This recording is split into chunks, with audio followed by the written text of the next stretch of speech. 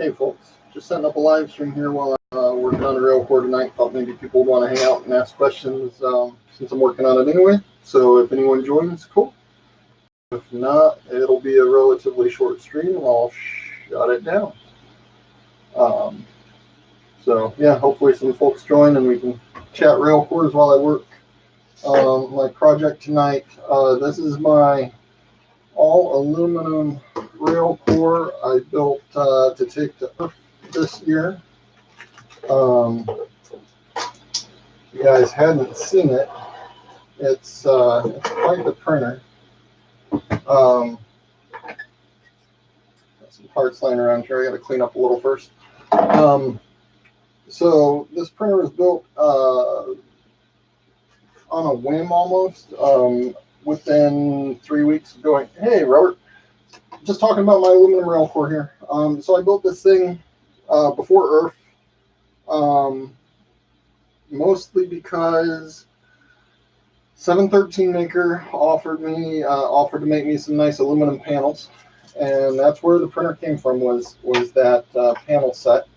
And once he said, hey, do you want some aluminum panels? And I said yes. I got to thinking about it and thought, you know, if I'm replacing the panels, I have some other premium parts. Most of a new RailCore build, I have a Duet 3. Why don't I just make a premium printer and have fun with it? Hey, Adam. Oh, right, you're the one that did the same holes. So yeah, so I threw this together, like literally the whole thing came together within 3 weeks before Earth. I was still like designing panels and sending them off to Matt, and it turned out really cool. And one of the key features of it was the wonderful Duet 3 board. The issue I'm running into now is that is one of the prototype boards, the pre-release ones, and it's one of the early prototype boards. And it is no longer able to be updated with firmware, and it also has some differences that are making troubleshooting people's Duet 3 configs more of a headache than I want to tackle right now. It's not terribly different, but it's just different enough that I didn't want to deal with it. So I'm installing a Duet 3 production board. So I printed the mount for it yesterday and a test fit it, and so not really, like, this is not an instructional video. This is just a hangout and chat. So while I work, let's talk about RailCores. What kind of questions or what do you guys have going on? Well, this one prints. I mean, don't feel like it wasn't done. It was up and printing at Earth. This is a test cube off of it. It absolutely prints. The only thing today is, you know, like I said, I need to upgrade the board to the production version so that it's a little more friendly for configuration. If you mean the Duet 3 config, yeah, I don't expect any major differences from what I was doing before, but like I know the BL Touch, like one of the primary differences on the board, there's the extra 3 headers here, and they shorten the ribbon cable. The BL Touch on mine is plugged in way down here, and on the new one will go up here, and they moved it from, I have mine on IO 8, and I think now it has to be on IO 7, so little minor differences like that, but it's enough to make me feel uncomfortable saying, yep, this config is going to work on your production Duet 3 that you spent lots of money on. So when people have asked me questions on their prod Duet 3, I've been hesitant to say, yes, that will 100% for sure guaranteed work, because I just don't really know that. And there's been some interesting questions. So, and especially around, I'm sure you all have seen RepRap Firmware 3 released, and I can't run the release version of RepRap Firmware 3 on this. So that is making it especially tricky.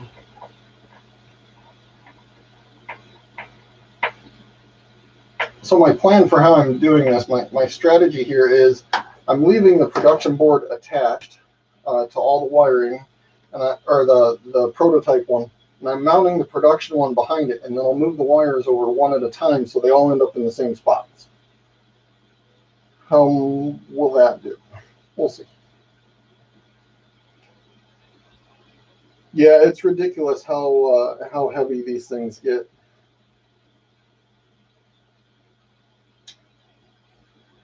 And yeah, I've seen that on the printed parts, and I know Tim is working with Joe to come up with some corrections of that.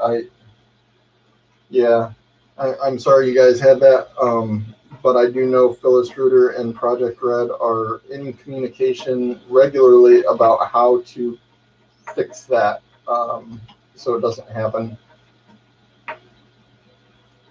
That is definitely not threading it right. Gotta loosen that up. There we go. Don't want to cross thread bolts into my nice aluminum panels. That would make me sad. Yeah, so yeah, there's not much I can say about the printed parts other than that I'm very sorry it happened. And I do trust those guys will fix that up going forward. Hopefully the instructions have been good. That I can help with. I write both the Word document or the Google Doc of instructions, and I also am working on a Dozuki conversion. I'm kind of stalled out on that at the moment, but I have been picking it back up over the last couple days. If you'd like to see the Dozuki version, all of the images are there, and I'm definitely interested in people helping troubleshoot those as well as proofread the text I'm entering. I've got about 50% of the text done.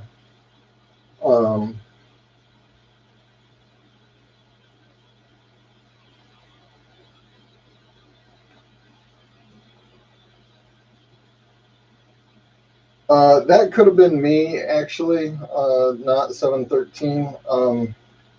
This was all done very much in haste. So if you were mounting the Duet 3 using my printed files, I actually found I didn't even save the print file I used. I don't have an actual copy of the Fusion design, so I had to redesign it from scratch. So that could have been my fault on the spacing. And the other thing I know is the spacing on the production Duet 3 is different than on the prototype. And that's why I'm right now screwing in a new mount. Yeah, they changed some of that around.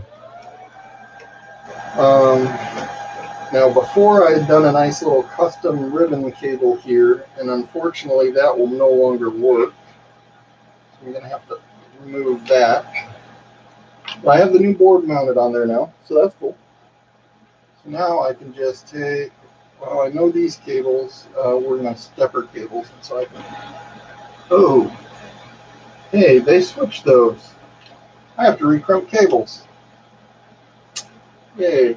So none of my stepper cables are gonna connect. I did not notice that before. I should have noticed, hey, those stepper connections are gigantical now. Wow. Yeah, I can send that. My grid spacing may be different. I have no idea, but yeah, I'd be happy to send that. Okay, so those cable connections are huge. Wow. Seems kind of overkill, but all right.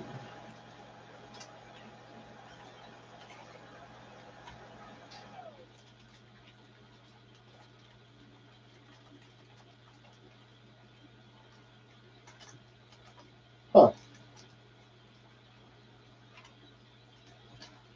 the hot end connects through those, so I'm going to have to crimp some cables.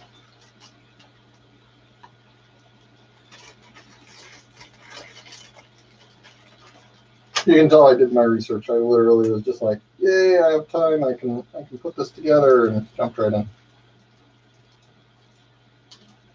Wonder if my crimpers are where they should be. They are not. Well,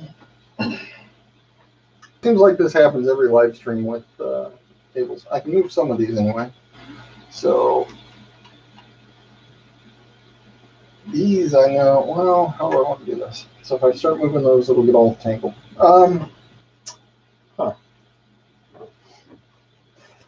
Find some crimpers here. I know I have some close by. There we go.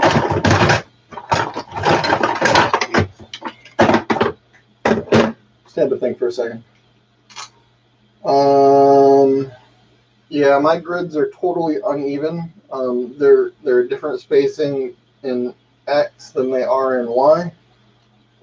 Because I rushed and thought I had done the math right, and then I failed basic math skills on that, so they are not equal.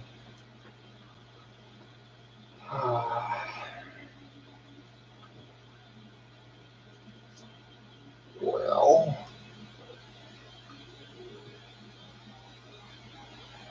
and I don't really have a time frame for how long I'm going to keep this live stream up or anything. It's just as long as people chat and I'm working, I suppose.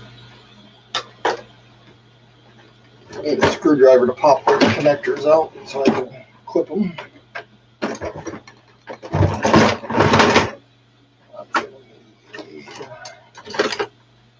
Wire strippers. This is going to be so much fun.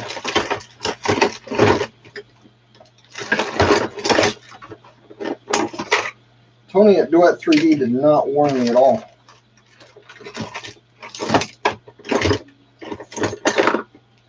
Never trust a guy named Tony.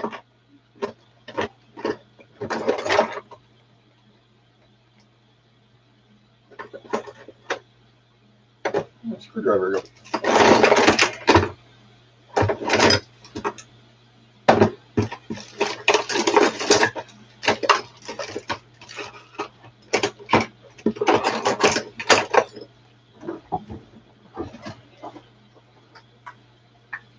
Need a small straight screwdriver here, and I can start popping those connectors off.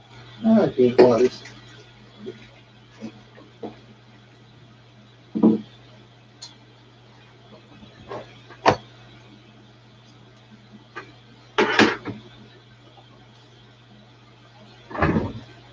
I'm swapping from a prototype Duet 3 to a production Duet 3. So here's the prototype. This is the production one. But I just discovered that the connectors for the production board are much bigger connectors. I mean, these things are beefy, which I get for like a CNC or whatever, but way overkill for my 3D printer here. That's okay. I can switch. There we go. But now I have to recrimp all these wires.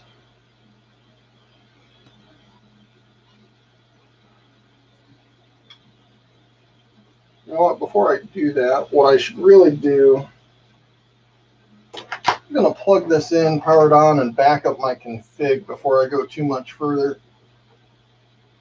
Yeah, I know I shouldn't plug it in while it's hanging off the printer like that, but what are you going to do? Actually, you gotta plug that ribbon cable back in or the pie won't come on. Yeah, I hadn't backed up my config yet. You can really tell how prepared I was for this live stream. So yeah, this is not an instructional video. Hey, Jeff. The connectors are, I can give you a scale comparison at least. Let's see here. I don't know the name of them because they're not labeled. But See if you can see this here. So that's a typical 4-pin connector like the Duet 2. This is the 4-pin connector for a stepper for the Duet 3. So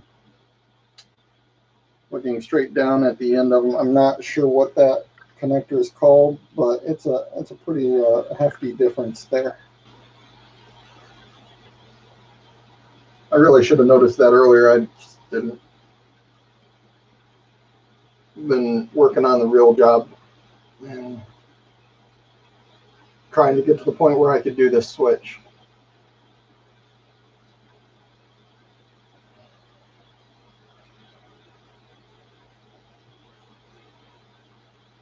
Got the web interface up, go to system, download as zip, go to macros, select all.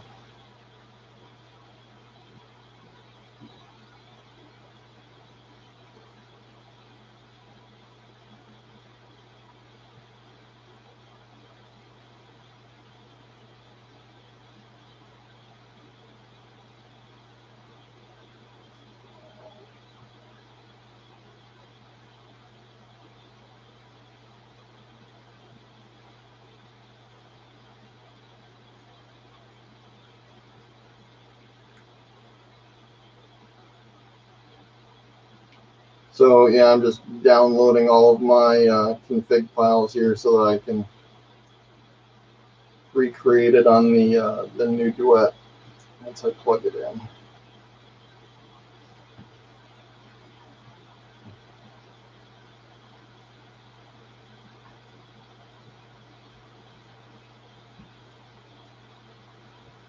Which for anybody who hasn't done that, you can select all the files through the web GUI, set the checkbox up above on the left of a file list, and then you can say download as zip and download your entire file set off of it. Which is pretty handy.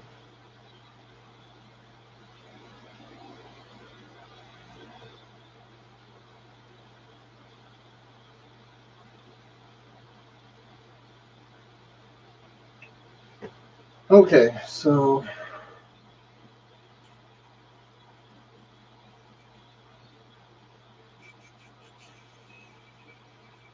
yeah. So I have to pull those separate cables apart and recrimp them.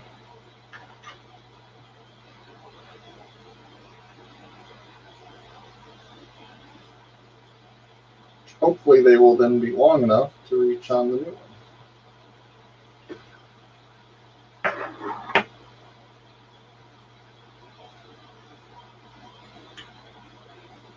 Yeah, this will definitely run NEMA 23s. Let me see if that.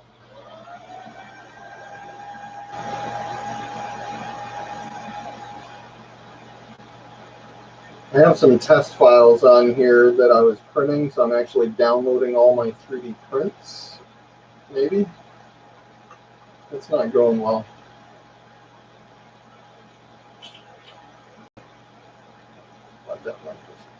Yeah, it'll run NEMA 23 is great, so it'll go up to like 4 amps or something crazy, way beyond what I need on here.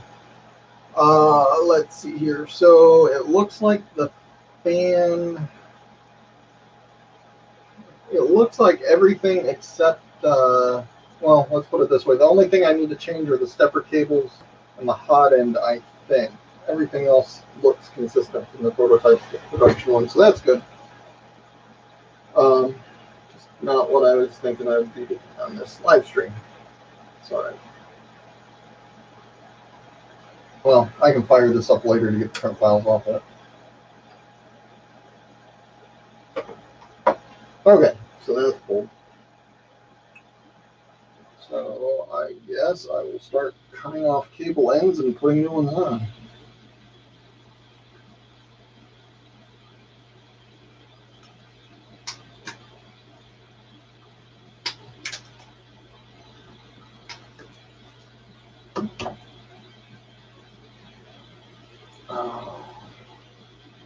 going to be interesting to even crimp these smaller wires into those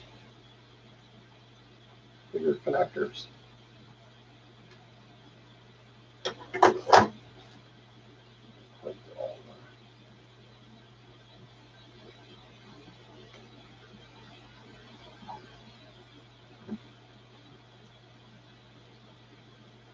Now I'll get all kinds of feedback on how good my crimping ability is.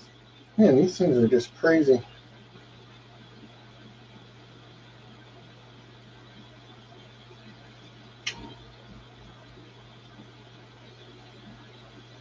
Really not sure how well this is going to work. It's especially a pain with that wire sheathing on it.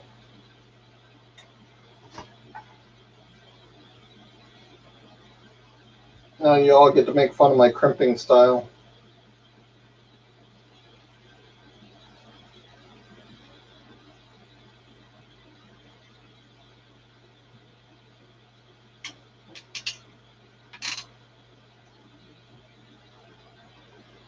Let's see how that did. Well, I got the wire where I wanted, and it holds, so I guess that's good.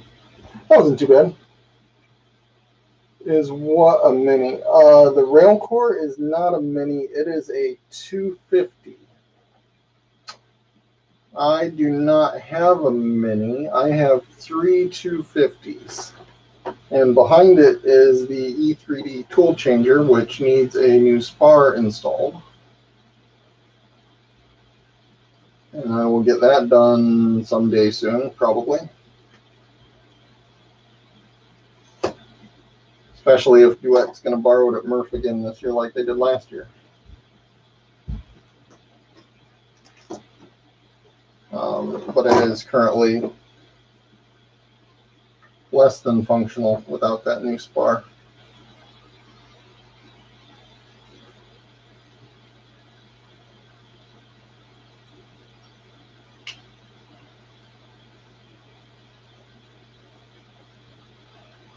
So yeah, Steve's been working on the mini. It is, I think, finalized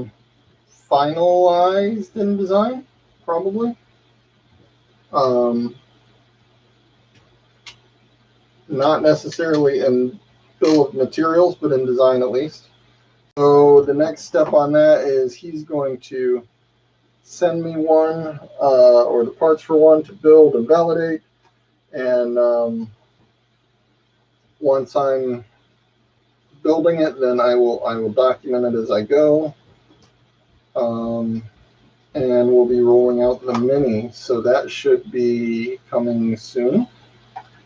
Excited about that. His print quality has been phenomenal off of his.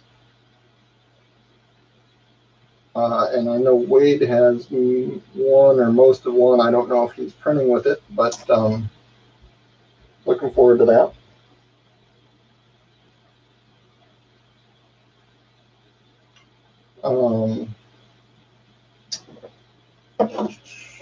So yeah, the mini's coming soon.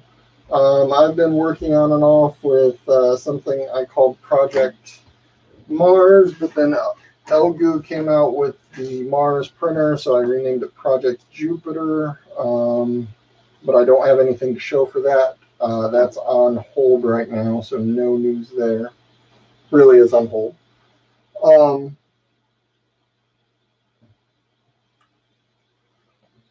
Yeah, I'm not sure why those sold out quite so quick, even with the new building, but man, they went fast. Makes me wonder if they might open up some more of them at some point, because that went incredibly fast. I'm not sure if the sponsorships have sold out yet, but yeah, there is no question Murph is still popular based on that. From what I understand, there were 1,000 bring your own printer seats, and they all went. So at least 1,000 printers plus the sponsor printers at Murph this year. Steve and I will have some tables at Murph. I know 713 Maker will be there. Project Red will be there. I'm trying to talk Tim from Philistruder to come hang out with us. Of course, Duet and E3D are going to be there. So yeah, if you don't come to Murph, you're really missing out. Awesome to hear. It's always good to hear when people's printers are printing as well as they should. And for anybody who doesn't feel they're getting that kind of result, let us help you fix it. Don't be frustrated silently. But that's great to hear it's printing well for you. And like I said, any feedback on the documentation, or since you just built, if you wanted to look through the Dozuki docs and just get feedback on anything you felt could have been clarified, or see if I made some minor changes, see if those make sense. Feedback like that from the community is always appreciated. If I go this fast, it's going to take me all night. Man, those are beefy. Okay, so match pin order from what I had before. These go this way, so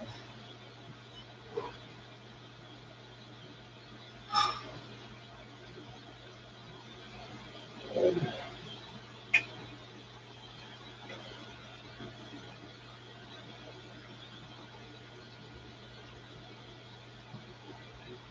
Yeah, I guess it makes a lot of sense to go to the higher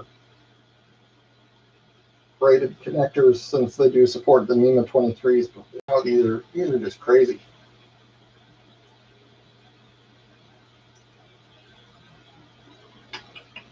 I took that.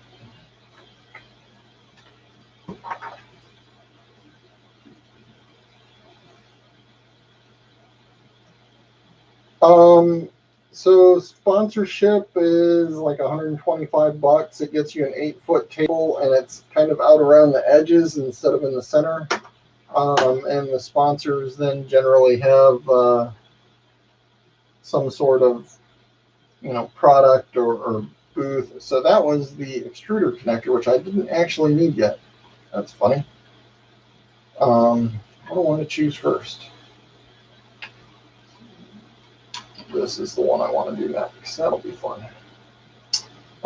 So yeah, sponsorship just gets you a table around the edges to show a product. If you're selling a product at all, you have to have a sponsorship table. And even if you're not actually selling something, but you're trying to advertise something, we encourage you to. Although a lot of people do set up in those center tables as a vendor. You just can't sell stuff there. Not many people actually sell things at Murph. I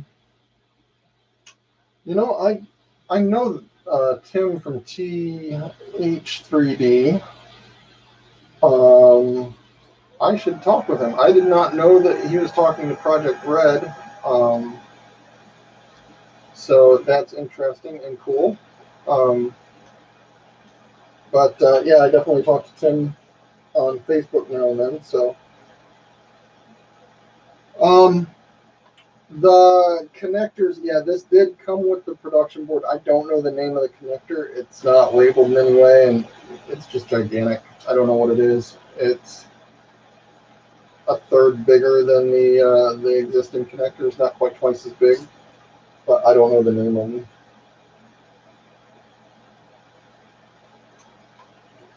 Yeah, it's too bad some of the subtle design ones rusted. I know he's new to the game, but that's a shame.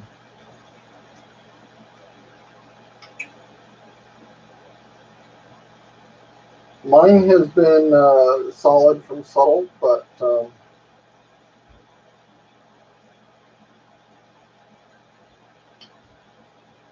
I got one of the early ones that was not quite full production, and I think those were kind of hit and miss.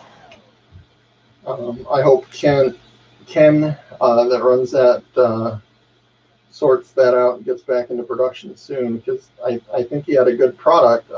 Things stuck to it great. But yeah, I know a couple people had the rust issues.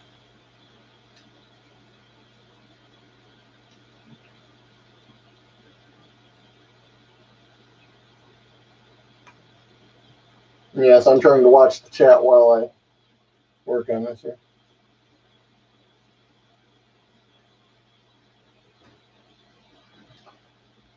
Yeah, I don't do the wiring documentation currently. That's Project Red, who also does the harness, and that will change with the Dozuki guide. I'm going to have Joe send me a wiring harness so I can document how that looks on its own. We'll document how it looks on a printer, and we'll also document better every connection that needs to be made with a nice wiring diagram. So I have a plan for that to resolve that issue once I get to that stage of the Dozuki documentation. Right now, I'm right on installing the Z-axis, so I'm still fairly early on. Actually, I think I'm at side panels, so it's still pretty early in the documentation on Dozuki. But yeah, I recognize that the current wiring documentation is not updated often enough and is lacking, so I will take that over and be fixing that going forward.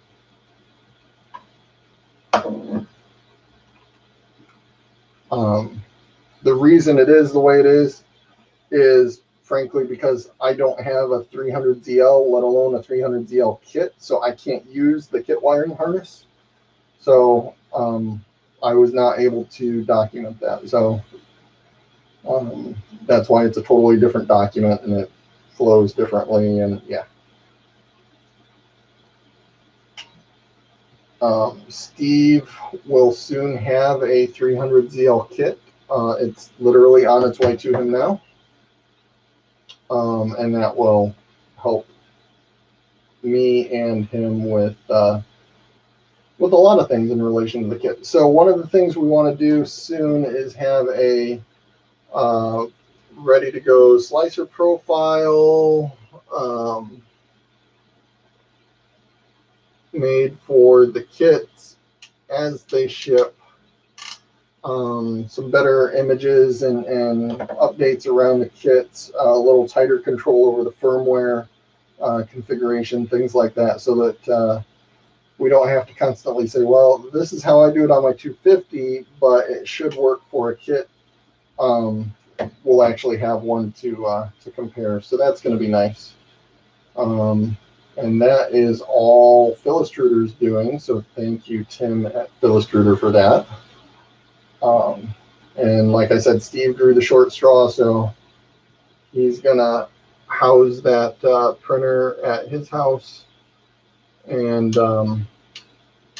be responsible for validating configuration changes and updates on that.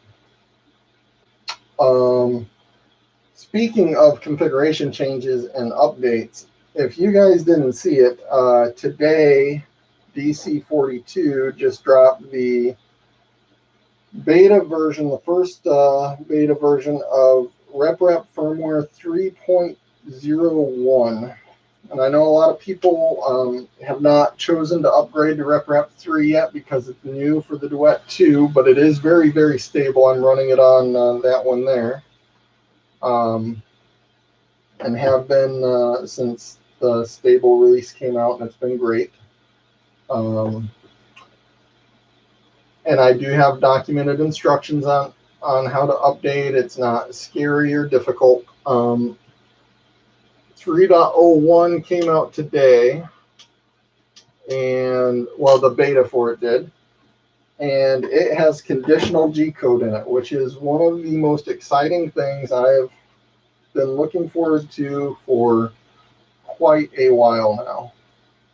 So conditional G-code means if and for loops and all of those good old programming conditional things.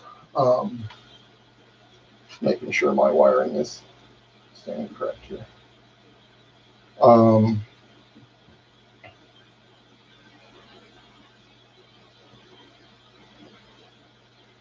Sorry, I had to stop and think.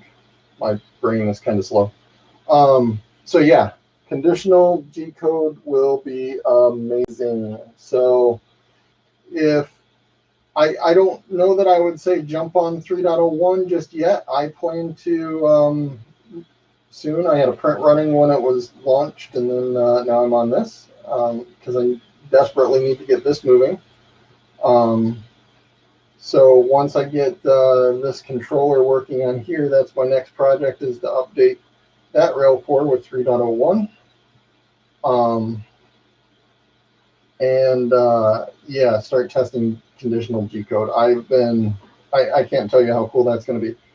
So the obvious use for conditional G code for the RailCore is I'm going to auto level my bed. Well, I'm going to do a 4-point level, and then I'm going to do for speed some 3-point levels. But I want to auto level until I get below X threshold, and until I get below that threshold, don't move on. Or iterate.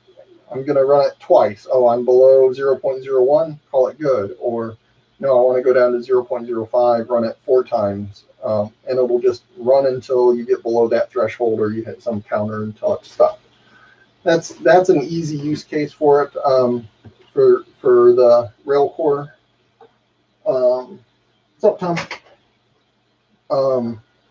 So that'll be cool, but theoretically, you could also say have a variable set that says here's part A, here's part B. Oh, part A failed, and flip a variable and have it stop printing part A. That's a extreme use case for it, and I'm sure will take some slicer work, but there's no reason that can't be done. Cancel one part out of a print and keep the rest going, which is insane. Something else I've worked on the side, and I put on the shelf once I realized how close conditional G code would be. I've been working for some time now on the idea of universal slicing. I have 3 RailCores. I typically run a 0.4 nozzle on all of them. That's a constant. What is not constant on any of them are what bed I use, what filament I use, what speed I want to print at, what fan amount I want to use. Those things change constantly. And I think it will be a very cool use for conditional G code to set this is my bed, this is my hot end, this is my filament, this is my whatever, and what fan I have on, what shroud I have on might change things, because I test things all the time, and to be able to say if it's PLA and this, I want to print at this speed with this fan percent. If it's PET G, I want this speed and 60% fan instead of 80% or whatever. I think would be amazing. And then you could literally slice G code one time, load it on all my printers, have totally different hot ends and filaments on all 3 of them, and print the exact same slice all 3 without a problem. I think that would be amazing. So that's a personal project I want to work towards. Which I think would be cool for just general printer and validation stuff anyway, if I could send a G code file and anybody could print it, as long as they have the same nozzle size. And I think you could even work around that with some volumetric printing. Yeah, I think there's so many potential uses for it. I saw somebody was asking about the idea of, with the Duet 3, you have the Raspberry Pi, and so it may be possible to say, oh, in this case, trigger this bash file, which could open up all kinds of possibilities. Run a bash script based on G code output, which would mean you could like trigger a webcam, all kinds of stuff. Yeah, so the printer would store, have a file you would run in my use case there that I was explaining, where you would say, here's my bed, and it would set the bed, variable to whatever it needed to be. And then your G code could monitor that. And it would probably be like bed first layer temp, maybe a Z offset correction for a different bed type, or lots of possibilities there on what kind of conditions you could trigger off of. And that's the thing, is there's so many possibilities that I don't think anybody's thought of, because we've never had this in 3D printing before. So once we do have it, it'll be really interesting to see the use cases people come up with. I think it's going to be very interesting to see. It's got to be a lot of fun to sit and watch me crimp cables here over and over. I'm very slow and steady at this, like our tortoise. We have a pet tortoise. His name is Darwin.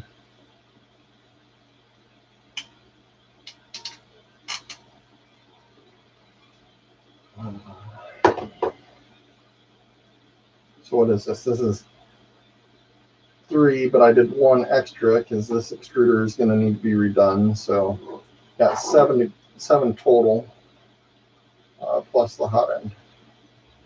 So I'm making progress.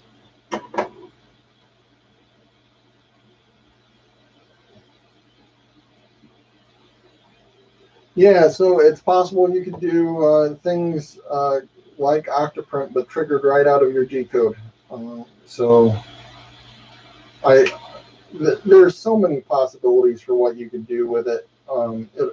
It'll be really interesting to see what kind of adoption rate it has. I mean, I'd like to say slicers will start supporting it more, but it'll probably be post-processing to add that in for quite a while, because they're not gonna, Prusa Slicer's not gonna modify a whole bunch just to fit RepRap firmware's conditional G code.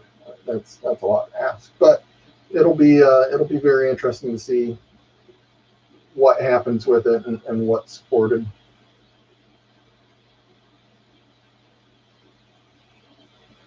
And the creativity of the community is really going to come through on that.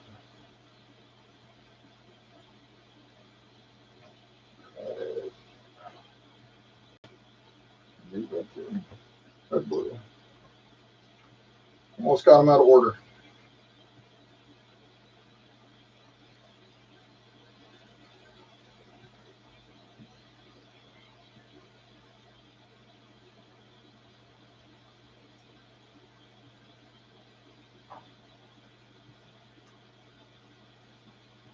I will say these larger connectors seem to crimp very nicely. I have not had a failed crimp yet. I pull on each one. Let's see here. So I think, if I recall right, I disconnected these. I don't have my config handy, but I think this one goes here. And this one goes here, I think. No, I'll correct it later.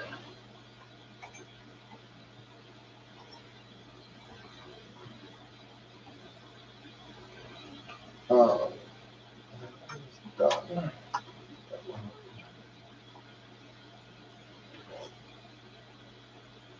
Yeah, so the nice part about tidy wiring is it really made it look nice. The bad part is it's kind of a pain to work on. Everything's just barely long enough, so it'll be interesting to see how this the swap goes when I'm having to recrimp things. So yeah, back to my original point there. If you have not updated to RepRap firmware 3, I've not seen anybody with a RailCore have problems with it yet. other than one individual, but that was related to having an expansion for his Duet 3. Was not a RepRap 3 bug, so much as oddity with his particular config. So if you have not upgraded yet, your Duet 2 upgrade, I've documented it. It's out on my Dropbox. I posted about it on Facebook. I posted about it and tagged it on Discord. I've not seen a strong reason not to do that. So I'm encouraging people to, and that will help prep you for 3.01 with its conditional G-code. And as soon as I get it updated, I will have a bed.g or a routine. I don't know if it'll go right in. Yeah, it'll go right in bed.g. So your G32 auto level will iterate down below whatever factor you set at the beginning of the file. And I will probably have that tomorrow. Really looking forward to that. That's going to be cool. And probably the way I'll implement it is 2 in a row where it's under whatever. Hey, new guy, 3D printing and painting. How's it going? Welcome. So we're just hanging out and chatting. I'm upgrading a Duet prototype Duet 3 to a production Duet 3 and talking random stuff on the RailCore. All opinions expressed are my own. Not representative of anybody else.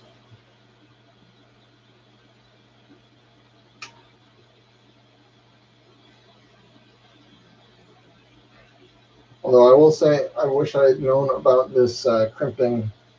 So that's fun.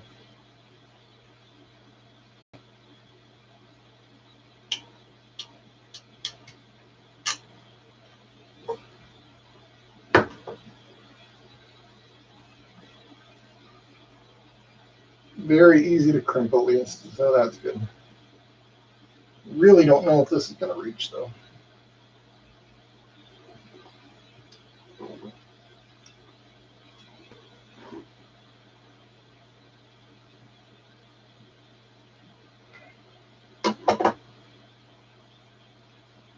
What else can I mention? Oh, I have, where are they? In my 2 test list, I have these. I'll bring those up. So I'm looking forward to testing those. Those are 8mm ball screws from LBO. Theoretically, a drop-in replacement, sort of, for the lead screws. The gotcha I have on that is I've got to figure out how to connect them to the yokes. Bolt spacing is different, so I'm slowed down a little bit while I come up with an adapter to connect them to the yokes. But yeah, I'm going to test some ball screws, so that'll be cool.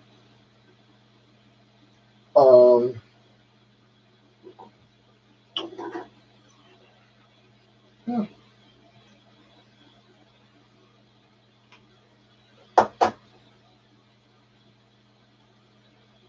Let's see, we've talked about Murph, we've talked about RepRap firmware 301 and conditional G-code. We've talked about the Duet 3 some. What else can we go over, guys? What's on your guys' mind? Anybody have any topics or whatever I can chat about?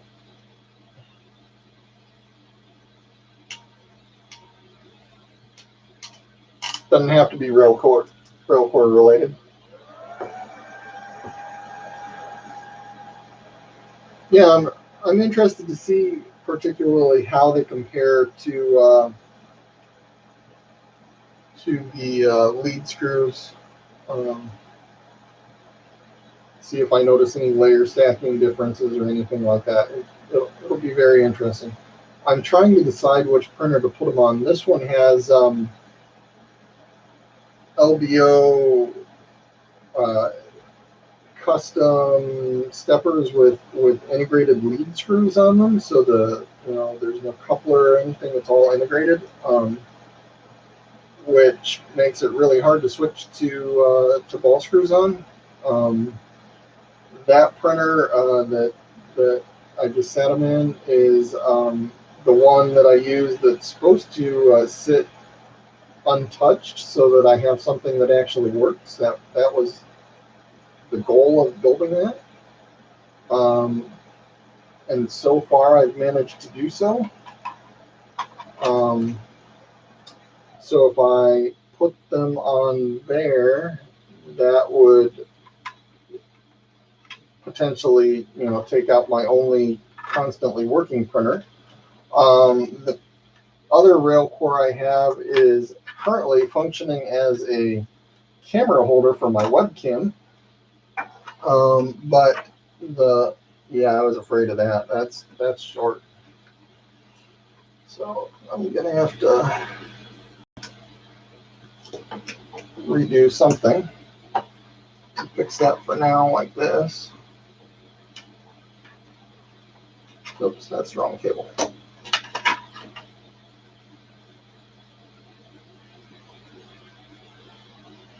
I can fix that later. That's fine. So anyway, the RailCore that the webcam is on, I will be testing tool changing on. So it's getting a complete and total rebuild. The delay on that rebuild right now is I can't find half the components that I plan to use for it. I tore that one apart to build this and stole a lot of parts off of it. So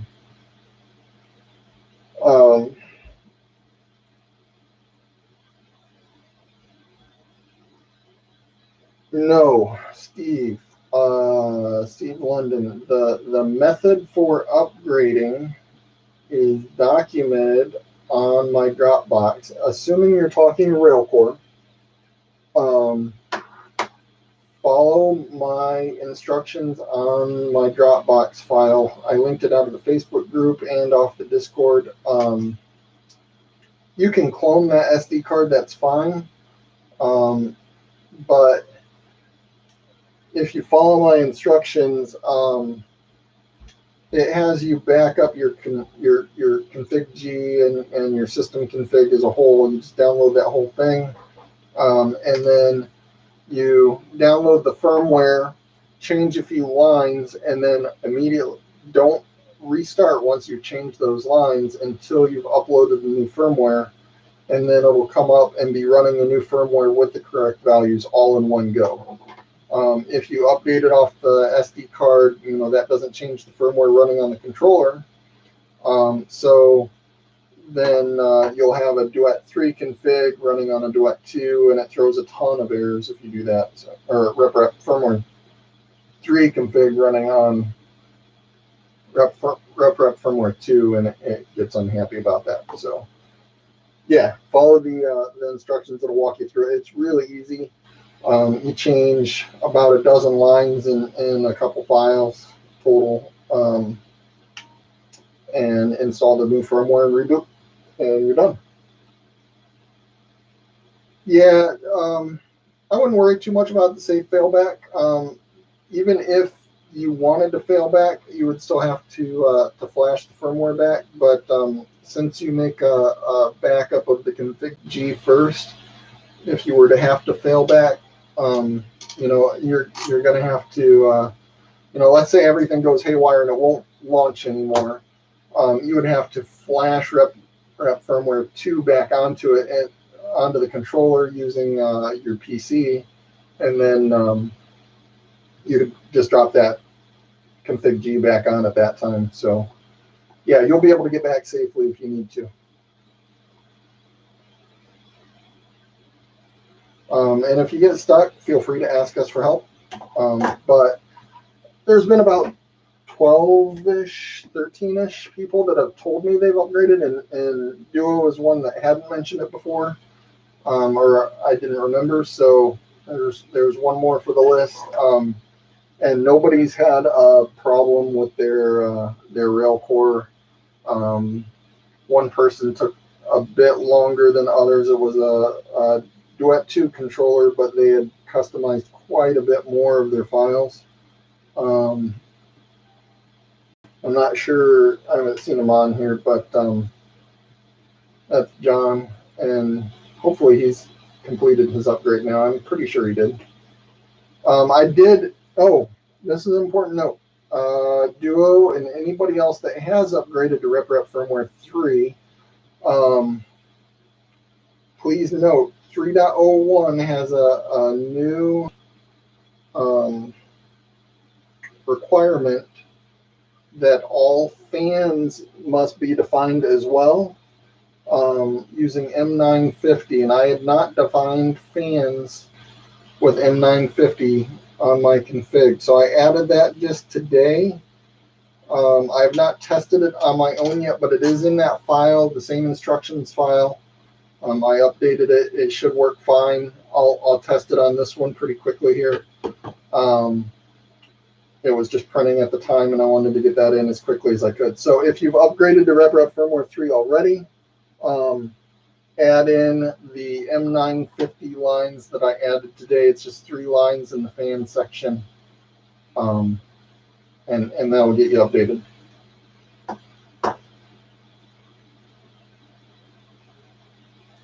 So on the RailCore, I mean, so in a Cartesian system, it's always Y is this way, X is this way. You know, it's a standard graph when you're in school. So on a RailCore, we call this our Y-axis because that's the way if you were looking straight down at the printer, it would look on graph paper. So the floating rail, the single rail, is the Y-axis, or the Y rail.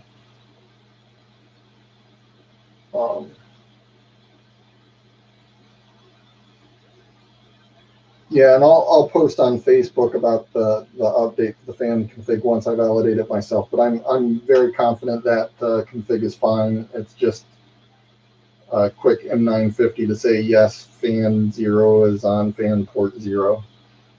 So nothing to it.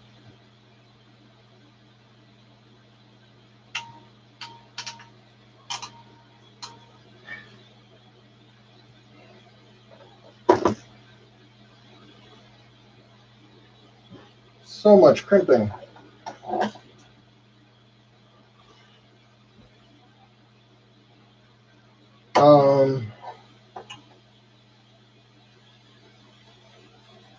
Yeah, we've talked about that idea of extending the RailCore 50 millimeters back, so it would be in this direction deeper to allow for a longer rail, get you more room around either side of the lead screw for picking up tools in the tool changer config.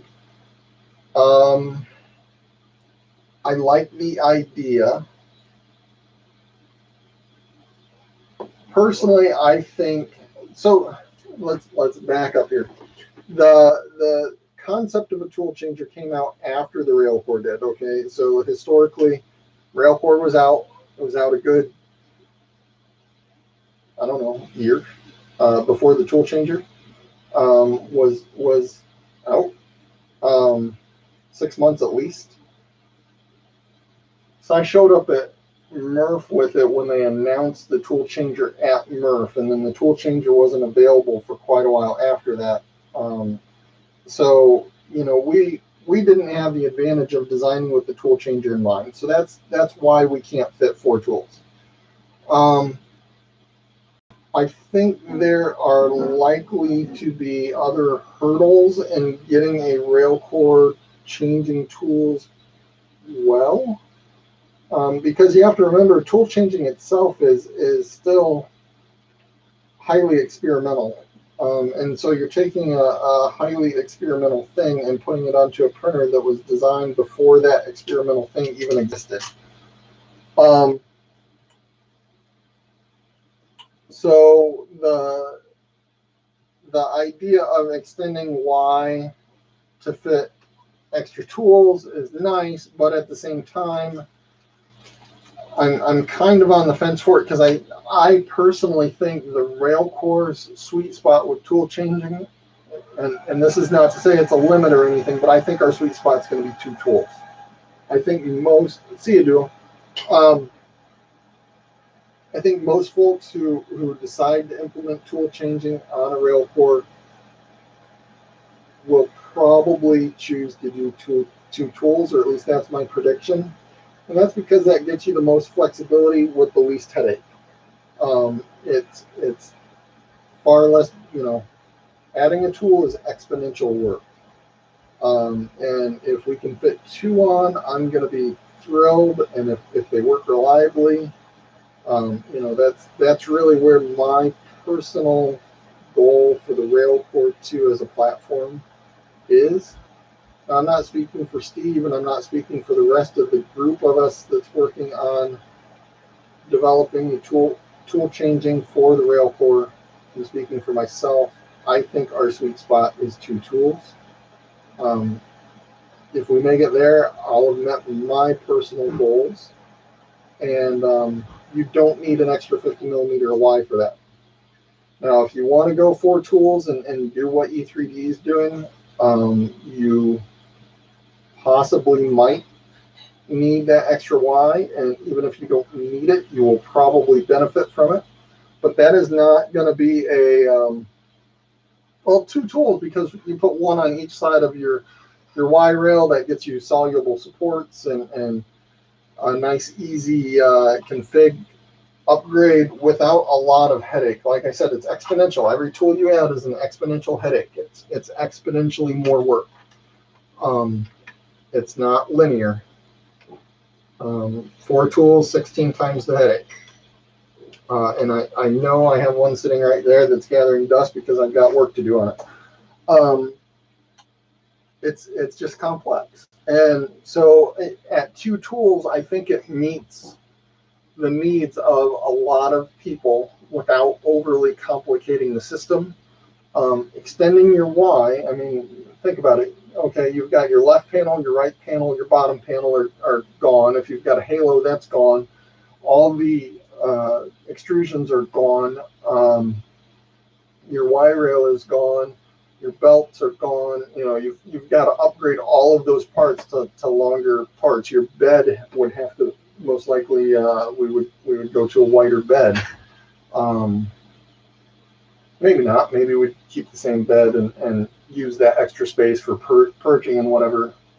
We haven't designed that, but it's not an upgrade. That's a new printer.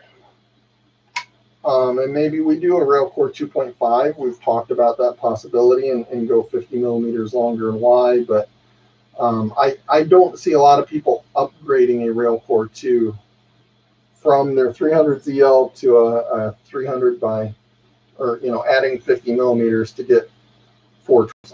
I just don't see it as a practical thing. Maybe I'm wrong. And I'm sure if people want to do it, we'll find a way to help them do it. Yeah, like I said, just my own opinions. I personally want to start with 2 tools. I have 250s. I'm not fitting 4 tools on a 250. There's 0% chance. So I definitely know my sweet spot is going to be 2 tools, and I hope to have those working on my 250 that's acting as a webcam mount right now at Murph. Hey, Viking. So I'm not speaking in an official, this is what's going to happen in capacity, and I'm not saying RailCores are going to be limited to 2 tools. Don't take it that way. I just think that's where the sweet spot's going to be for a 300 ZL as it sits today. And I'd love to be proven wrong.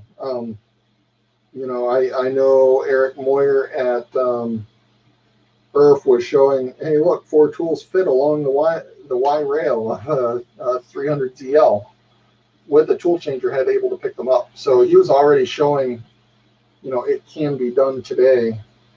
So it's entirely possible that's a moot point.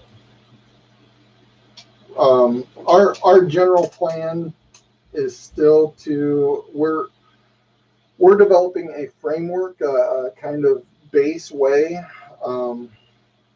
to put tool changing on the RailCore as a internal beta, if you will. We're working with Joshua from Project Jubilee on that. We are making some very nice progress. Eric is doing some amazing work, and Josh is as well, as is the rest of the group. And we'll have something to show for that soon. We'll release the base.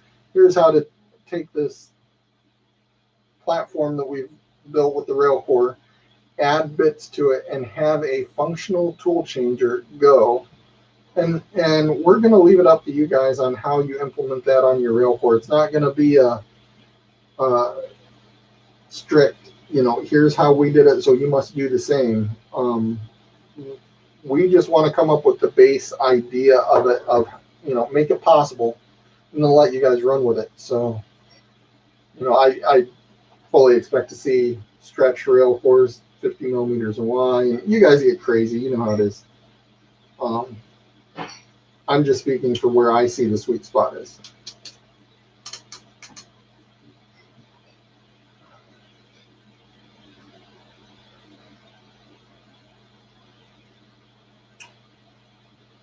Yeah, I'm not saying that if there's enough demand for a RailCore that can hold 4 tools, and we see, we've got some validation to do to make sure that stretching that 50 millimeters and wide doesn't start causing the rail to sag, or, we have some work to do there. We'll probably reinforce that rail if we have to, and tool changing might necessitate that anyway with added mass. But yeah, if there's enough demand, I'm sure we'll meet it and do a stretched Y to meet the tool changer needs.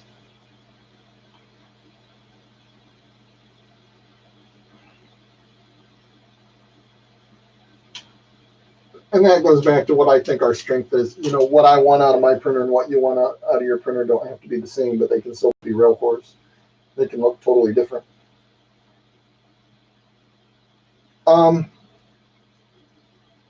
So the tool changer development is in progress. I definitely expect to have something at MRF changing tools. There's really not much in the way the community can do at the moment, but once we get a little further along in our internal development, we'll put that out to the community. It won't be a finished product at that point. It will still be very much like everything else in the RailCore world. Once we get it far enough that we feel we can give it to the community and say, go play with it, guys, we'll do so. It's just not quite there yet. And especially with the tool changer, I've pulled the reins back and said, let's hold off on pushing this out to the whole community until it's matured a little and we know it's going to work and we're not going to have to do major revisions or anything. So that's what we're working towards right now. And we know you guys are all hungry for it, so we're definitely aware.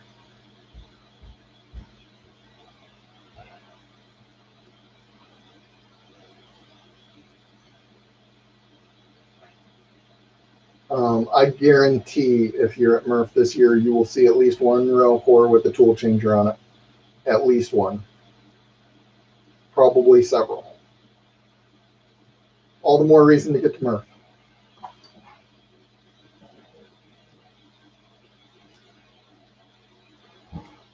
For those of you who don't know, MRF is right here in my hometown. I'm about a mile away from MRF right now, so I will 100% for sure be at MRF. I am there every year.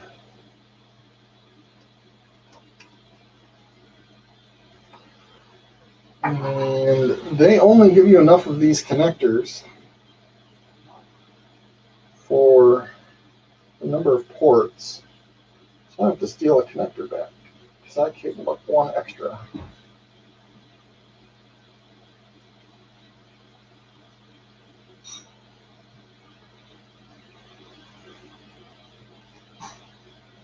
So for those of you who joined late, I'm just messing around here. I have a prototype Duet 3 board on this RailCore right now. It's kind of reached its age limit and some firmware restrictions and that kind of thing. Oh, you're not too far away at all. We're up right by Fort Wayne, Indiana, in between Fort Wayne and South Bend, Indiana. So yeah, you can make it here on an easy day trip, Steve. You have no excuse not to be here. I'm not sure exactly where Graham or Columbus are, but you know where Fort Wayne is. We're not that far off. So anyway, yeah, I'm updating this Duet because it swapping out the Duet board. This is a prototype one, and I needed to go to a production board. So just making that conversion, and thought I'd have a web stream and chat and hang out. Covered lots of fun topics, so glad I did it. Not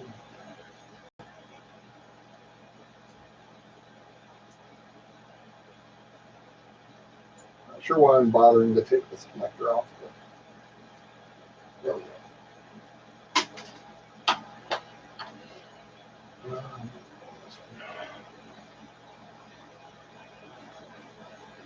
Oh, you're out in Boston.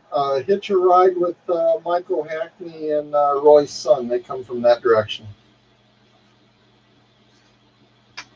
Stow away in their trunk. Toss one of their printers out.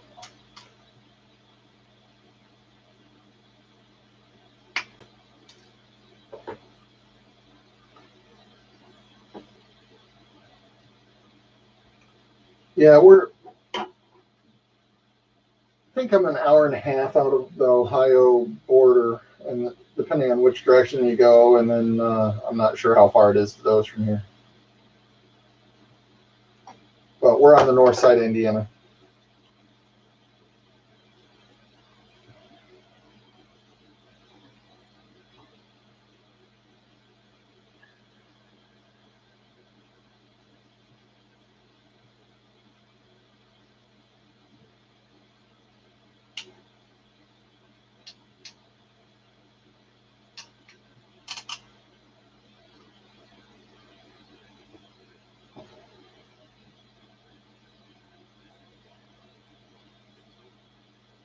Hey, Barry.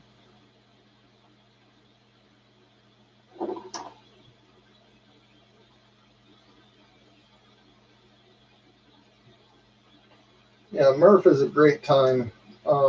It's hard to describe to people that haven't been there. It's more about the hanging out and chatting about printers and just doing what I'm doing now, just sitting and chatting with people about printers, not a trade show, not a marketing show.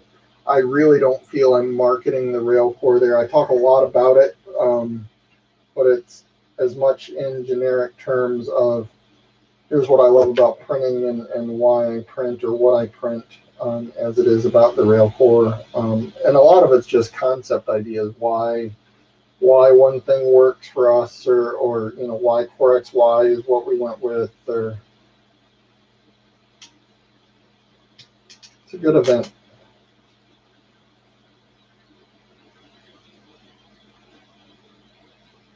Of course you get the Joel Tellings and the Toms and whoever there, but yeah, it's more just hanging out and checking out other people's printers and talking about printing and being nerds together. It's a lot of fun.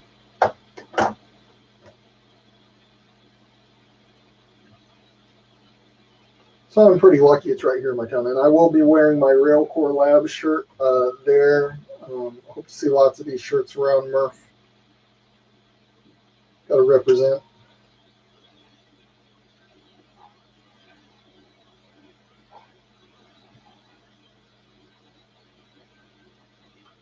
These shirts are available from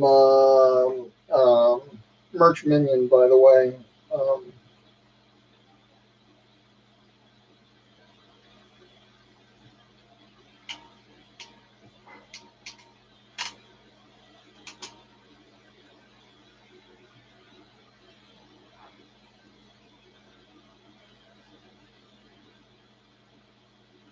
Yeah, the problem with the plane is where are you going to go? Because South Bend's really the closest airport, but it's a 45-minute drive away, so flying in is kind of iffy.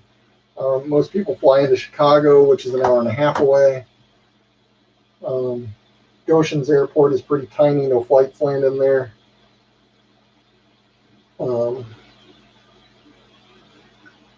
Yeah. If you're coming into town, there are a lot of hotels around, some new ones. Or you can do the B&B or Airbnb route, always popular.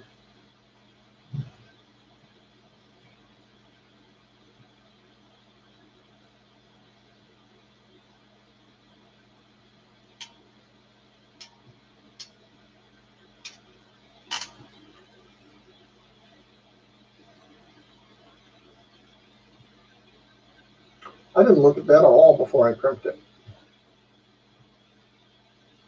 When I disconnected. Huh. Well, we'll wire it up the same as the others and hope it's good. It's just an extruder stepper, so if it's wrong, it's not that big of a deal.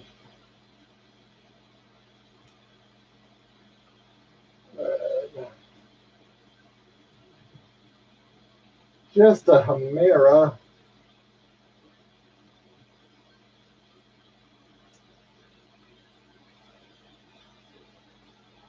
Whirlpool's up in St. Joe, actually, in Michigan.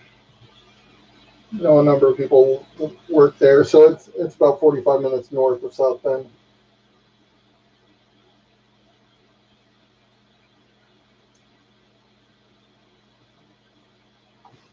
There we go. So that is swamp. That goes there, I believe, if I recall. That's all of those. So now I got to do the. I'm so glad they changed this from the prototype. These were terrible, terrible. These are the Hodden connector for the prototype board had the smallest little holes for putting the wires into. It was ridiculous. I gave Tony a lot of grief on that.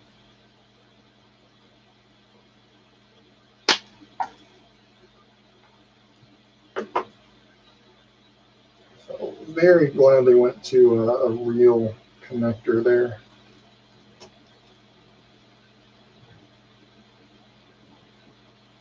That'll actually work fine.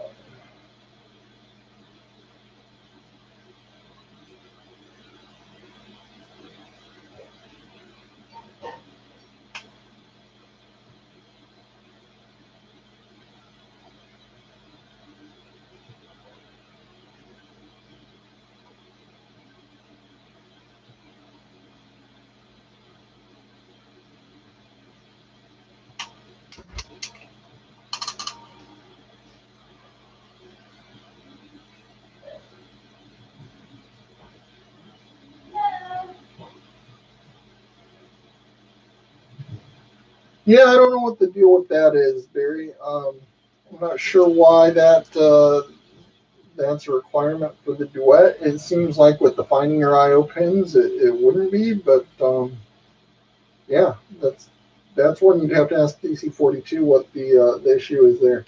I'm wondering if it's because they want to make the expansion boards kind of independent and not have to pass that logic back along, the CAN bus, but it definitely seems strange to me. But I don't know exactly how that works at a logic level in the firmware to be able to say. I definitely would not have guessed that.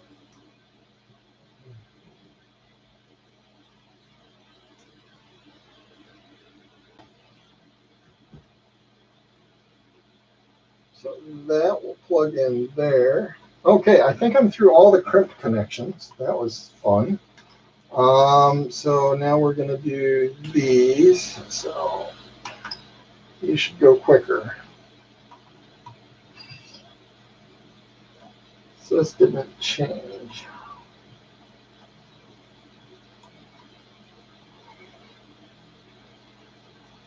So the last two pins. Again, the Hamera has a oddball situation for me because I haven't finalized it, so I haven't run all the Hamera wiring through the wiring harness yet.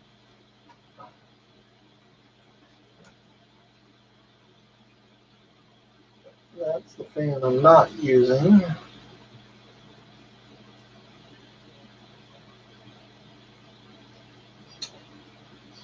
This comes up to temp 2.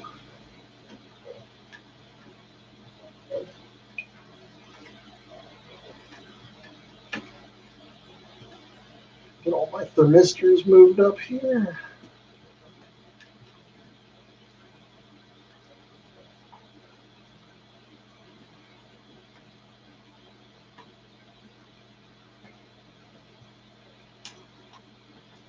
Here's where it gets interesting.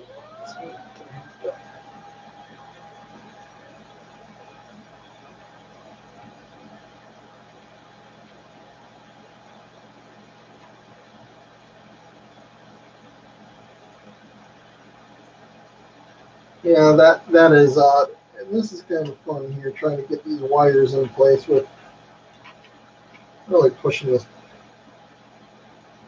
method of transport here.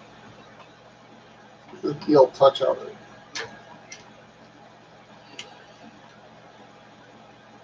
Anybody know offhand on the Duet 3? I think the BL Touch has to be an IO7 now, was the rule.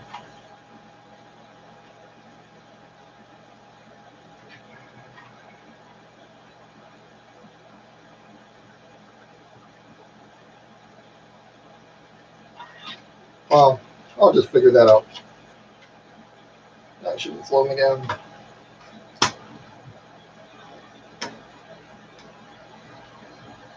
Kind of winging this a little more than I probably should, but what are you going to do?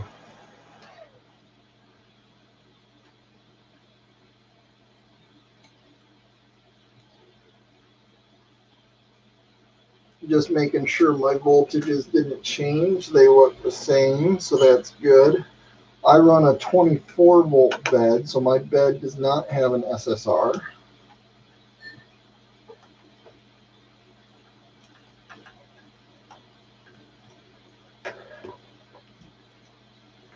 That's because it's a 250. Don't run a 24 volt bed on your 300 ZL. I mean, you can, but it'll heat pretty slow.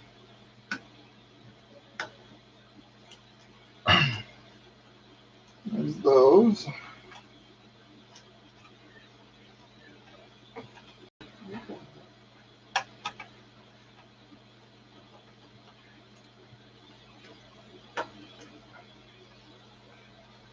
So the last decision I got to make here is if I want to use the Pi that came with the production Duet 3 or use the Pi I've been using on my Duet 3 so far, which is one I built myself. I don't know which I want to do.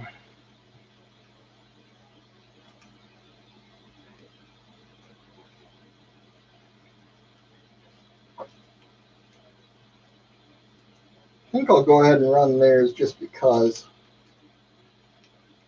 I have to find it on my Wi-Fi and everything, but that shouldn't be too bad. And I'll stick my config on it and be good to go.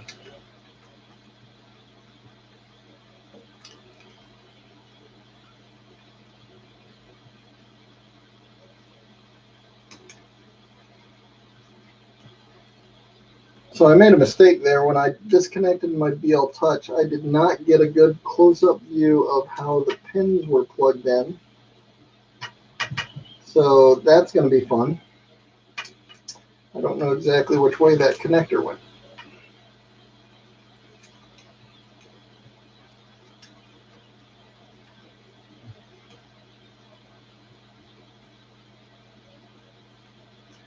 And for those curious, I do plan to release my my Duet 3 mounts, the files for those. They have a nice little rail for attaching zip ties to for cleaning up your wiring. It's worked out really cool, so I'll make those available. I'll probably just zip tie these down here instead of up to the thigh. Well, we can go there. There we go. So prototype Duet 3 is out.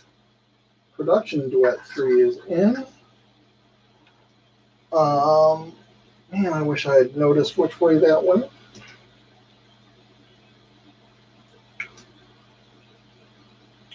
I think it was like, oh, I do know which way that goes. That goes right there. So I cut that cable so it would fit. Maybe. I'll have to check that and I'll transfer it into a proper 5-pin.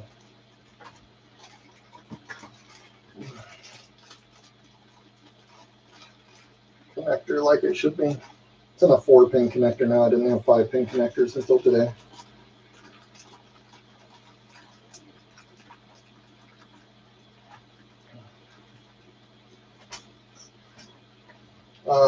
Let's see, and then I gotta pull the pie off of here so I can install their ribbon cable.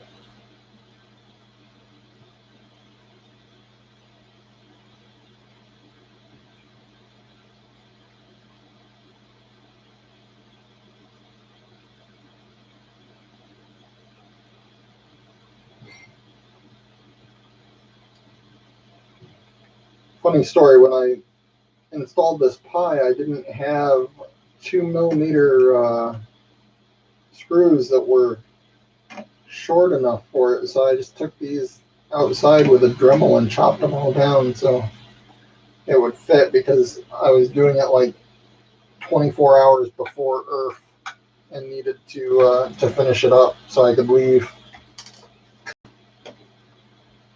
So all my cables for the, or all my screws to hold the pie on are chopped off with a Dremel so they fit.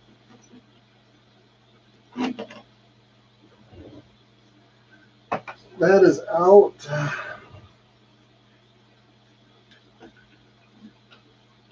Install our production cable.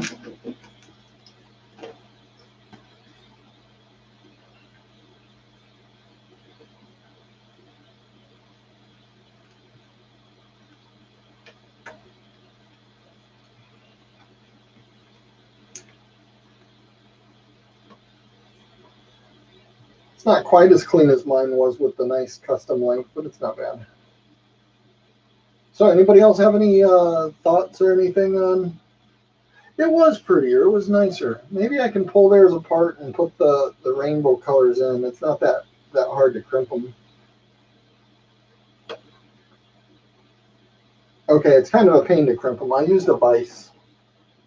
Used a little bench vise and trapped the cable ends between it. But it's not terrible. I've done worse things.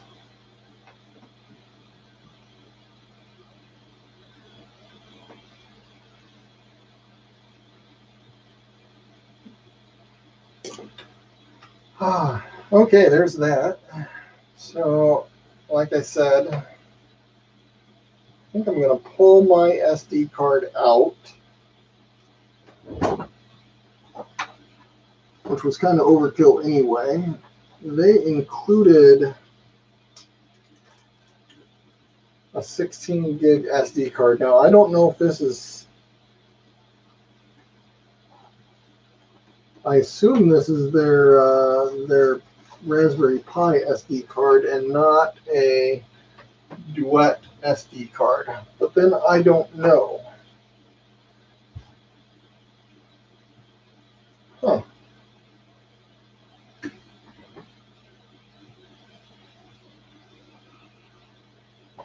guess I'll go grab an SD card reader. I'll be right back.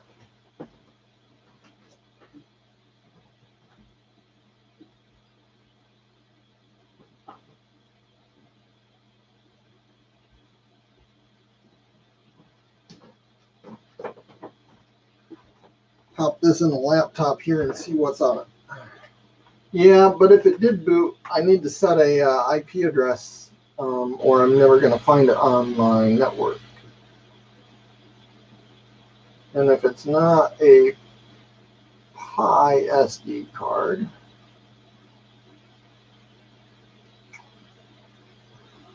okay, it came up with a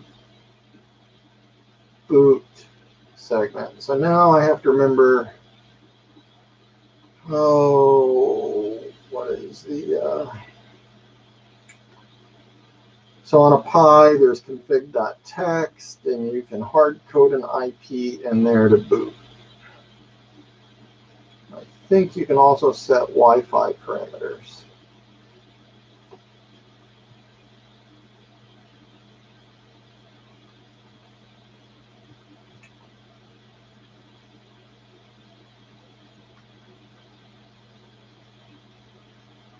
So let's look that up real quick.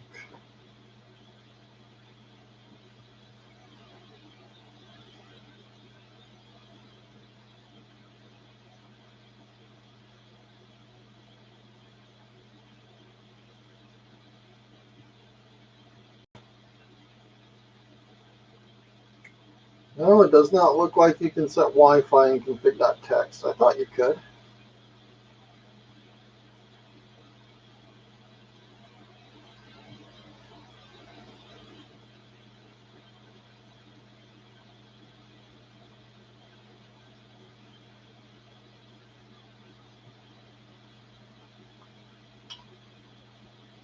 Anybody offhand know where you can set a Pi to set an IP and Wi-Fi parameters on boot? What is that file called? Command line.txt.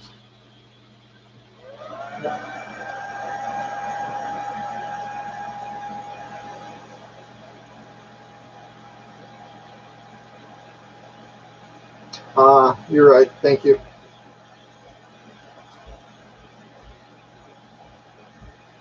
You can scroll down my file list far enough. Okay. SSID.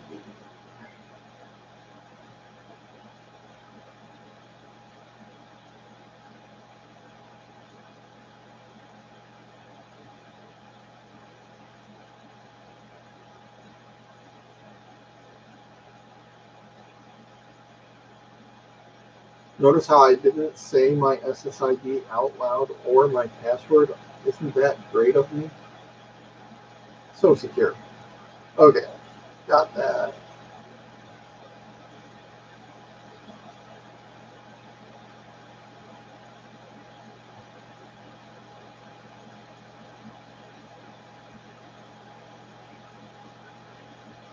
Yeah, I just forgot it was in the WPA stuff. For some reason, I was thinking it was config.txt. All right.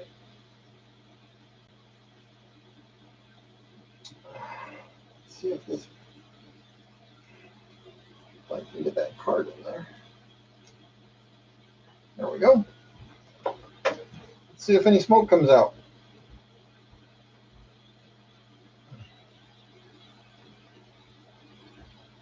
No loose cable in here. The Pi came on, so that's a good sign. The duet's on. Nothing's going to spin up because I don't have my config on there. I can't put my config on until... Yes, it is Linksys. No, it's Comcast and password. I just use the Comcast AP right out of the box and don't change the password.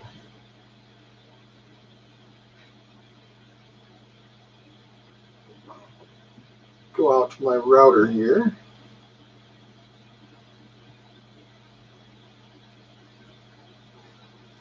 See if that Pi shows up.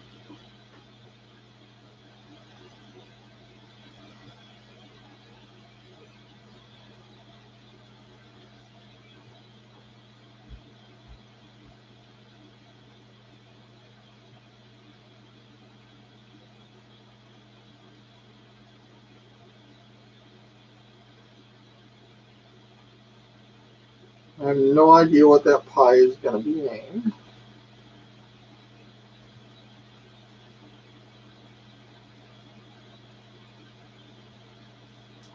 I do not see a new Raspberry Pi on my network.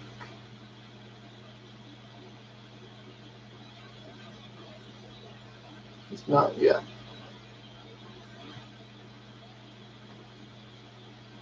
Might take it a minute. While that's doing that, I'm going to look up the Duet 3 MB6HC wiring diagram. See what that looks like.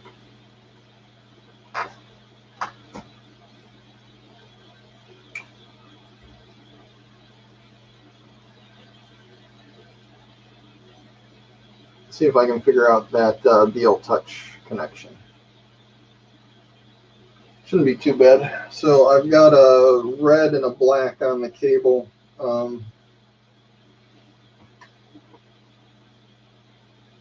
Which hopefully I was smart enough to make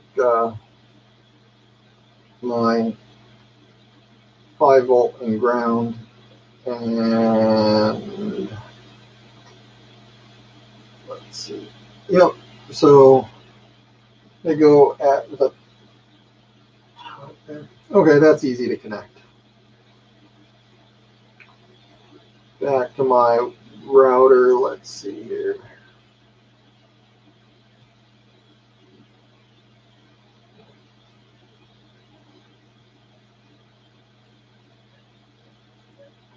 Scan for a Pi again.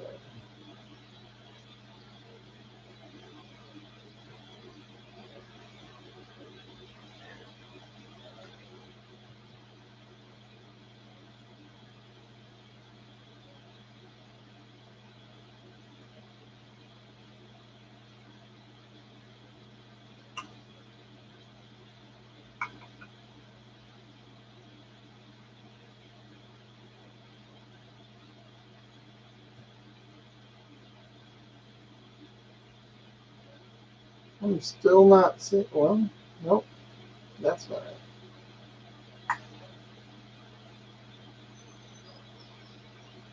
Still no signs of it. So give it a minute here. Okay, so this is a Duet 3 board, not a Duet 2, and so it has enough drivers to fully run a RailCore without any extra hot ends or anything. Just a single hot end. All 3 lead screws and the XY steppers on the board. So with the Duet 3, you can either run the SD card directly in the Duet 3 like a Duet 2 and have your config there, or you can run the config and the Wi-Fi server, the web server, all off of the Raspberry Pi, and it sends the G-code over serial interface to SPI to the Duet 3. So theoretically, no difference other than you're offloading. You know, this is Ethernet only. This is Wi-Fi. On the Duet 3, there's no Wi-Fi, so you'd have to run an Ethernet cable to it. But more than that, it gives you they're adding a plug-in system to the Raspberry Pi. So you can query the state of the Duet and then run scripts and activities on the Raspberry Pi based on what the Duet's reporting. And so you can see this ribbon cable is a short one. It does not use all the GPIO pins on the Pi. Since it has some GPIO pins open, I plan to run a short ribbon there and expose those pins, and then I can do things like control LEDs or turn on whatever. You know, you can do all kinds of things based on the status then of the Duet. You can trigger emails, or, you know, hey, your print's done, send you an email, or you know, whatever. So I personally see a huge amount of potential in having the Pi, and think it's absolutely worth it if you get a Duet 3. I'm also a Linux person by trade, so Unix anyway. So yeah. Of course, I say that, but this thing isn't joining my Wi-Fi network, so what do I know about Linux?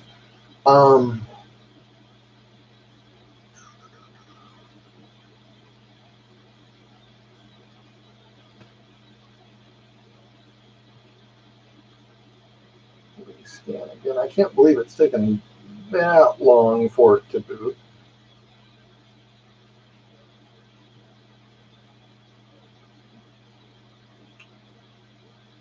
But I sure do not see it. Now, one possibility is this is a Pi 4, and I have no idea what version of Pi they made that compatible with. There's a new device out there. One that's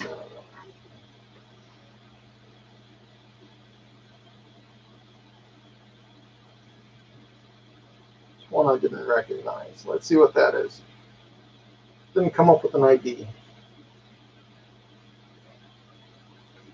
Fire up putty.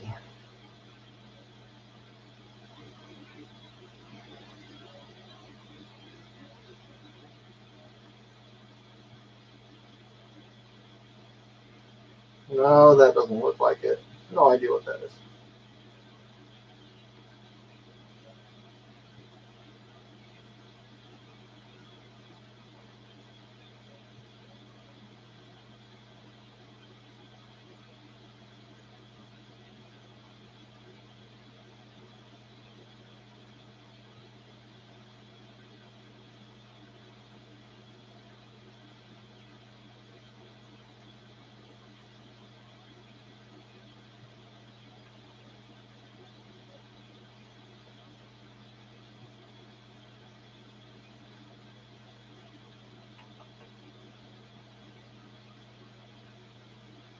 Yeah, it's not connecting to my Wi-Fi, so I'll have to troubleshoot that, but not a biggie. Yeah, this is a Pi 4, and I wonder if they didn't format for, or didn't prepare an image for Pi 4. If it's only compatible with the 3, then I'll have to drop back to my old image, which is fine. I can just do that. The config differences aren't so big that it should be a problem. Drop my card back in. It's not like I can't change it again later anyway.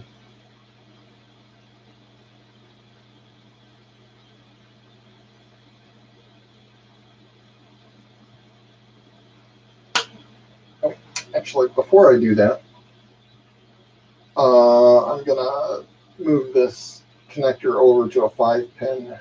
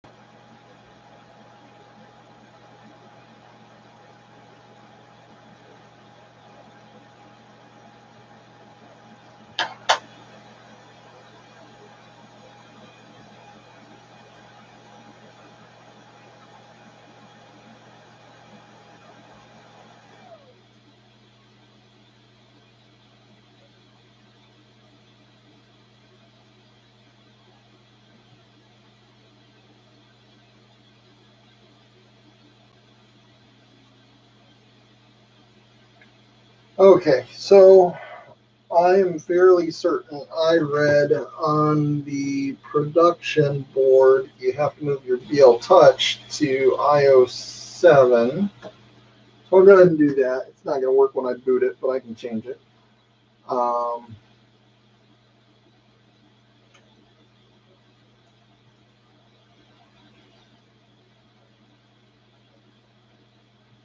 Yeah, no, I know how to recognize a Pi on my network. There wasn't one. I just have a family of 5, so scrolling through the list takes a while. We have 3 kids with various games and phones and everything. And then I need to connect this on the center pin of one of these to get ground. Oh, I can power back on. So I have 2 loose cables here. One's an extruder, one's a fan, both due to the Hemera, which I'm still not permanently wired in yet. So that's why those are hanging loose. And I heard the Beal Touch move up and down, so that's a good sign. And this is now, I think, considered an antique or a collector's item. Could auction that off. It'll go on my wall of shame or something.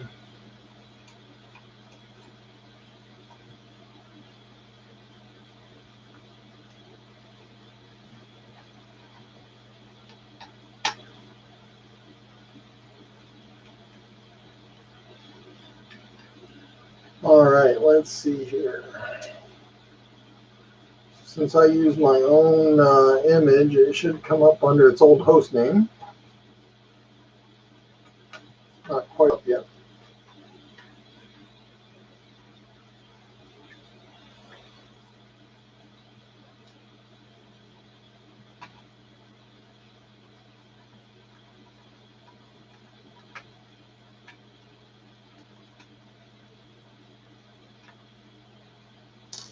There it is.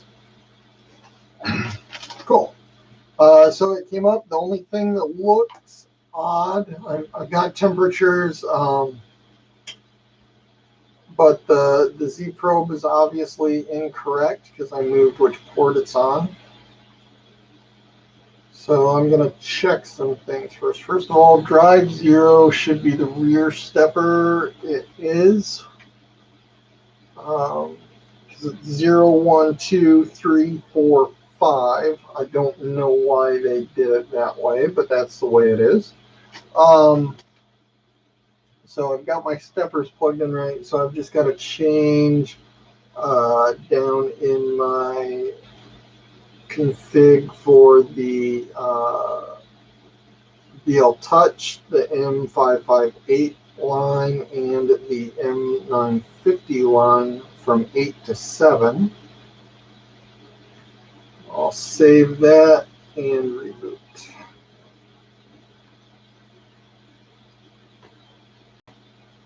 Back to pulling this from here while that restarts.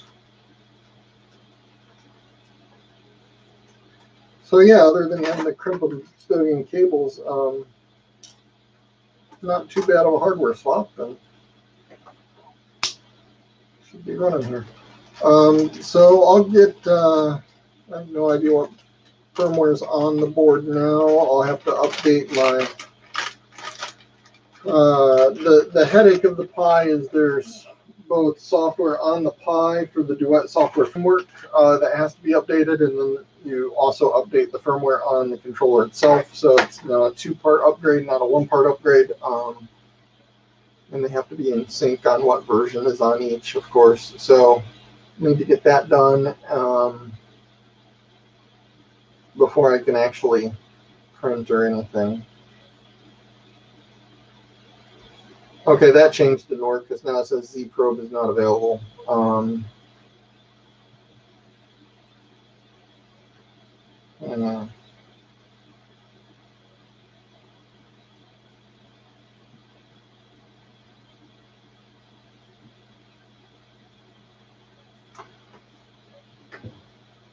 Could have sworn they said it was on iOS 7 now. Let me see here.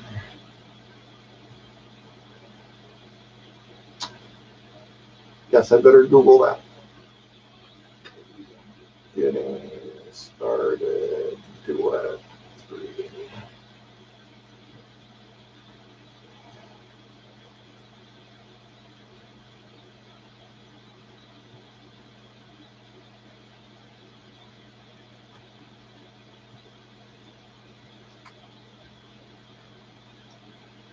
Anybody happen to know that offhand where the BL Touch has to connect on the Duet 3 board?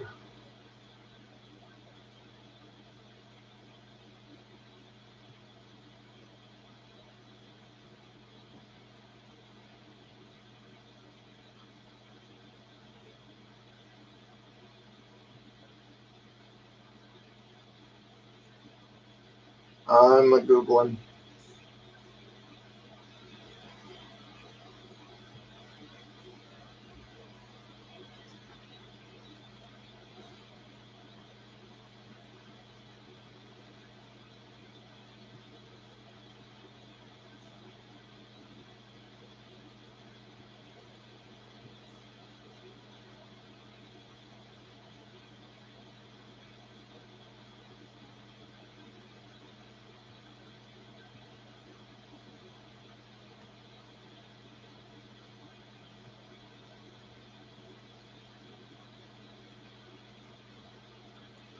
Yeah, it says connect to IO7 as possible.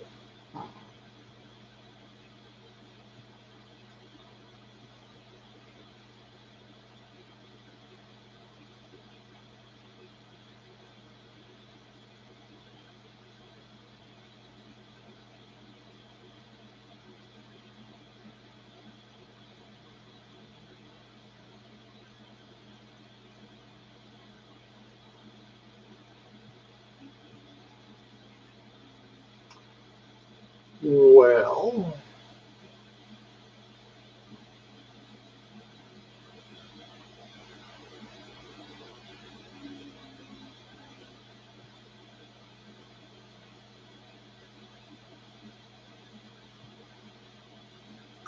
right, no, so you can only use the BL Touch on certain ports of the Duet 3, though. Even though you define your I/O, it's actually, I was just reading it.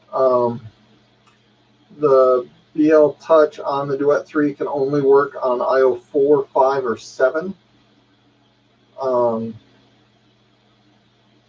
And then yeah, I pull the ground off of I/O 8, which is what I'm doing.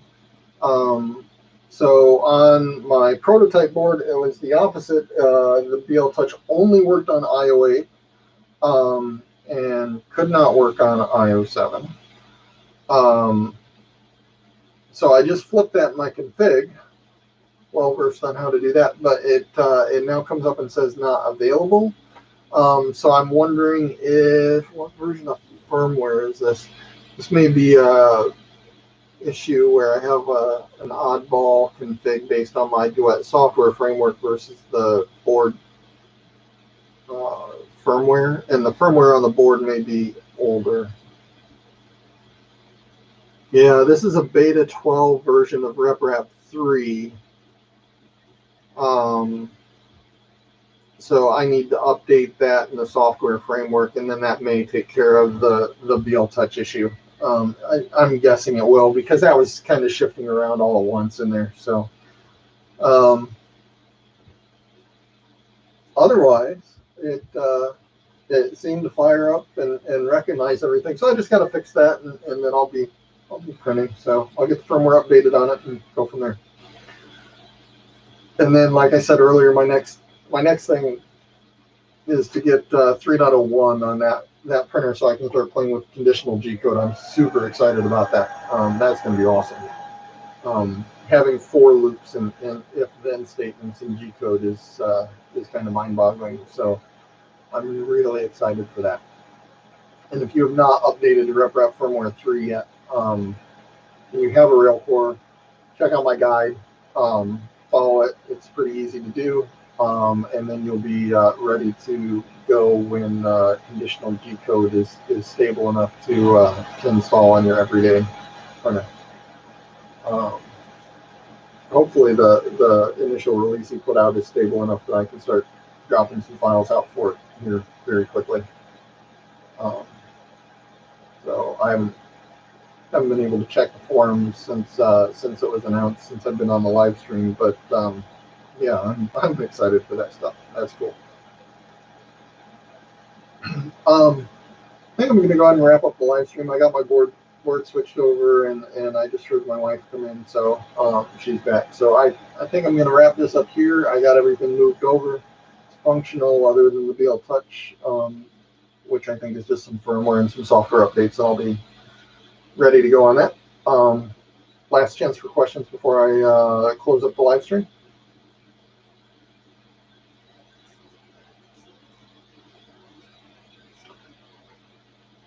All right, I'm not seeing any questions here, so I'm going to go ahead and close the stream down. But thanks for everybody for hanging out and chatting while I worked on this printer. And I'll post some prints from it soon and some updates on how my upgrade to 3.01 and conditional G code goes on the other printer as well. So thanks all. Talk to you later.